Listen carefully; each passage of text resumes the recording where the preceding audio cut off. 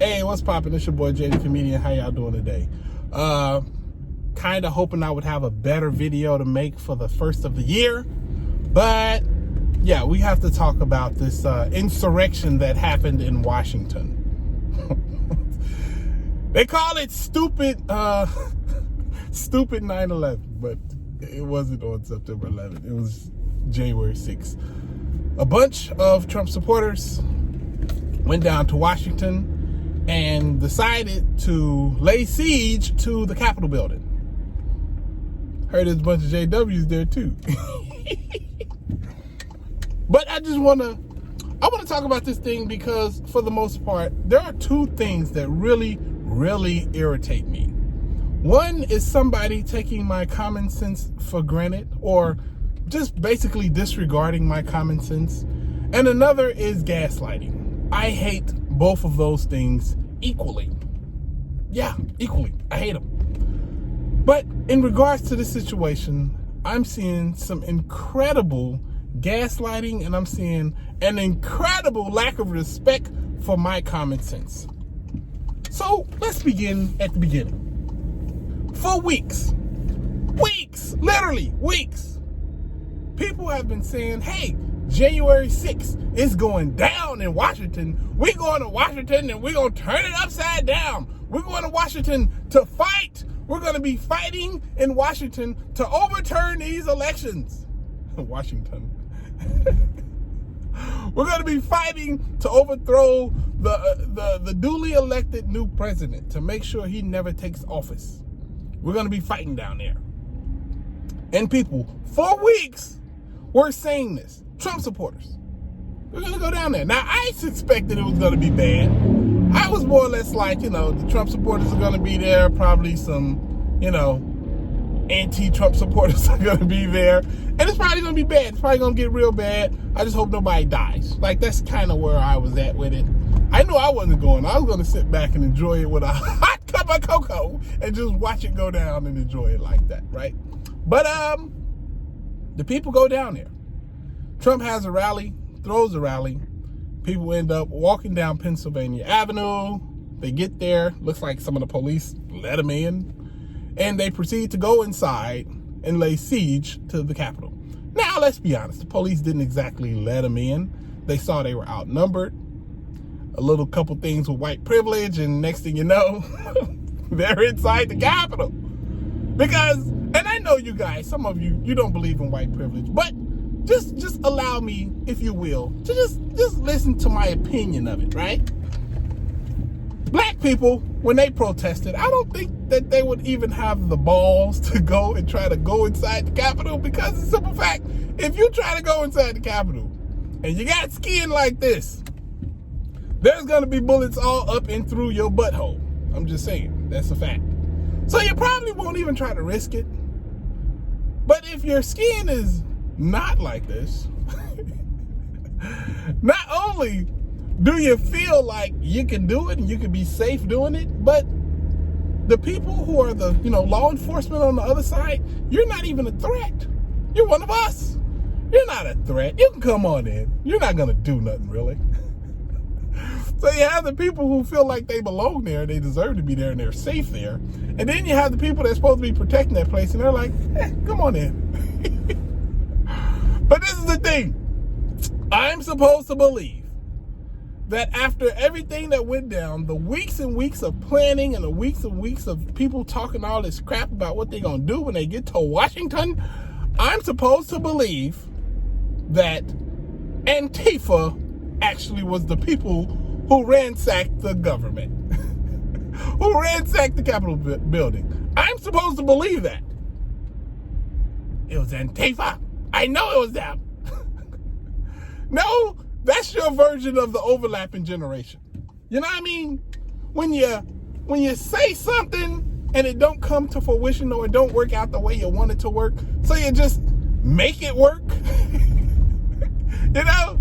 Say, oh, we're going to Washington and we're going to lay siege and we're going to lay the smack down and they're going to respect us and listen to us. It's going down January 6th. Then January 6th come and exactly that happens. And now you're like, Antifa did it. Really? Are you kidding me? And I'm supposed to believe that? It's so irritating. And then like in the deep state officers, the deep state police let the people in. And when the people came in, thanks to the Trump protesters, the people who actually had Trump's back, they stopped them from setting the building on fire from inside. So that means that the Trump people were inside the building, which meant they fought through the police to get inside the building. So how are you saying that these people are patriots? They fought to get inside the Capitol. And when they got in there, oh, we just went in there to protect it from Antifa. Oh my God. And if the deep state police let them in, as you say they are, right? Who told the people to go down Pennsylvania Avenue to the Capitol building? Because that means they would be deep state too. Who said I would go down Pennsylvania Avenue with you to the Capitol building and root on the senators, pressure the senators, pressure the Republican voters into, committing insurrection, overturning an election? Who said that he would do that? Because he must be deep state too. He must be working with the police. He must be working with the deep state police at the Capitol building. Who did that? I can't remember. His name was like Snonald or Fonald or Fondled or something like that. I don't remember. It was something like that. But that would make him deep state too, you idiots. I'm sorry. I'm passionate about people gaslighting me, telling me, oh, it was Antifa, when I know for weeks you guys were talking about going down there and doing some stuff. Antifa, really? Oh God, I'm so gaslit. It's so bad. But it ain't just that, right?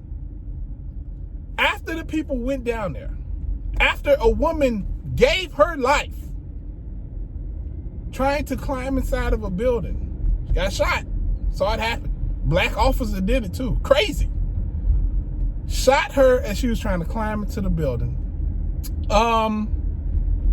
After all that happened, Trump comes out and says, those people were criminals. Those people who did that did not represent America. He threw you and her under the bus. First, he charged you up, put that battery in your back, and sent you on your way to do exactly what you did. Then he got in his car, literally went in the opposite direction back to the White House, turned on his TV, and watched you guys do it. And according to reports, kind of cheered you on. Yeah, go ahead. And it wasn't until he felt pressure from his own party saying that he's going to probably get removed, or they're considering invoking the 25th Amendment. And then he changed his story up, and he didn't change his story up to help his people. No, he threw them under the bus and then conceded the election. He made you guys commit insurrection, and when it didn't work, he conceded the election and called you criminals. Threw you under the bus. There's literally blood on the Capitol floor. I mean, I hate to say I told you so, but this is the thing, ladies and gentlemen. I know what cults are. A pretty good idea. I've learned from a really, really good one. And this kind of hits on all the levels. I remember in 1975 when they said, stay alive till 75. And when 76 came, they were like, well, why did you believe that you were staying alive to 75? We never told you that the end of the world was coming to 75. Gaslit people to the highest degree. That's why a lot of people left. Just yesterday, Donald Trump, well, not yesterday, but January 6th, which should probably be a historic day now going forward, Donald Trump told his people, go down to the Capitol building and pressure the Republicans to vote to overturn the election. Send the stuff back. Make sure Mike Pence